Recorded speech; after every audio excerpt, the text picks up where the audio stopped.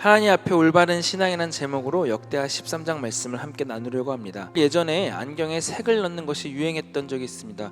색안경이라고 하죠. 이런 색안경을 쓸 때는 참 이쁘지만 한 가지 문제가 있다면 온 세상이 전부 분홍색이라든지 노란색으로 같은 색으로 보인다라는 단점이 있습니다. 여러분, 성경을 볼 때에도 이 저자의 의도를 모르고 한 가지 관점으로만 우리가 성경을 본다라면 마치 분홍색 안경을 쓰고 성경을 읽는 것처럼 성경을 한 가지 색깔로만, 한 가지 관점으로만 볼 수가 있게 됩니다.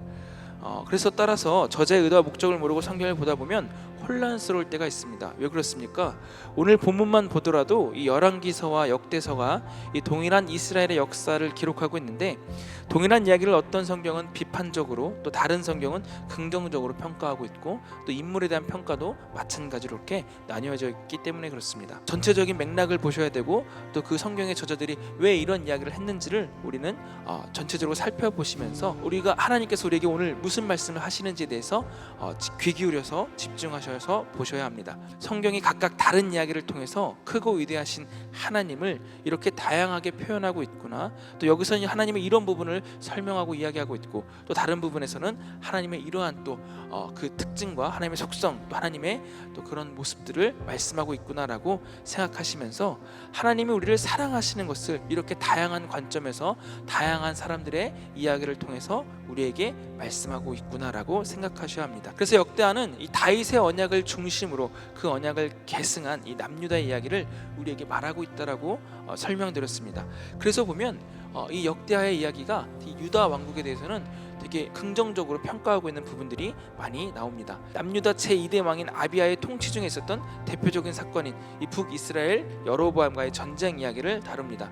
이 아비야 왕은 기원전 BC 913년에 즉위하여서 910년까지 약 3년간 남유다를 짧게 다스렸던 왕입니다. 그런데 역대기 기자는 이 아비야의 다른 모든 행적에 대해서는 다 생략하고 오직 여로보암과의 전쟁에 대해서만 오늘 역대서에서 다루고 있습니다. 이 전쟁을 다윗 언약을 계승하고 여호와를 섬기는 신본주의 왕이 다스리는 남유다와 인본주의 왕이 다스림으로 여호와를 떠난 북이스라엘 간의 전쟁으로 보고 있습니다. 그 여호와의 신앙과 또 우상을 믿는 우상의 신앙, 또 다윗의 언약을 계승한 정통성 있는 왕조 대 이 정통성을 결여한 왕조, 또 참 신앙과 거짓 신앙의 대결을 상징하는 그러한 신학적인 입장에서 남유다와 북이스라엘 전쟁을 해설하고 있다는 것입니다. 아비야는 소금 언약이라는 표현을 사용했는데, 이는 소금의 변하지 않은 속성 및 음식을 오랫동안 보존하는 그러한 성질과 관련됩니다.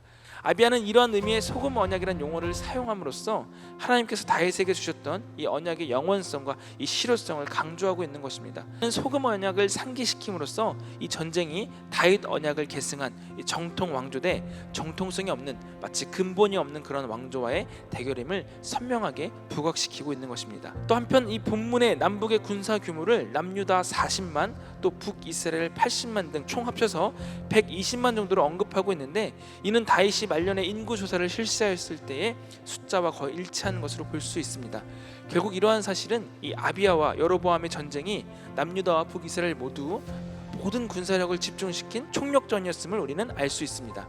아비야는 이 전쟁에서 여로보암에 비하여서 이 군사력에 대해서는 절대적인 열세에 있었고, 또 복병으로 인하여서 위기에 처하기도 하였지만 하나님의 도우심으로 승리를 거두게 됩니다. 우리가 하나님께 대한 올바른 신앙이 없이는 절대로 성공할 수 없다는 것을 기억하시길 바랍니다. 하나님을 의지하니까 하나님께서 이기게 하셨다는 것입니다. 하나님께 도우심을 요청해야 되고 하나님만을 간절히 의지하셔야 합니다. 하나님께서는 우리의 간구와 부르짖음을 외면하시지 않습니다. 오히려 우리의 간구와 부르짖음 그 이상으로 응답해 주시는 분이심을 기억하셔야 합니다. 세상이 비록 강대해 보이고 난공불락의 요새처럼 보여도, 우리 앞에 놓인 문제가 아무리 크게 보여도 그것은 이스라엘 백성들 그 부르짖음과 함성에 허무하게 무너져버릴 여리고성과 같다는 것을 기억하시길 바랍니다.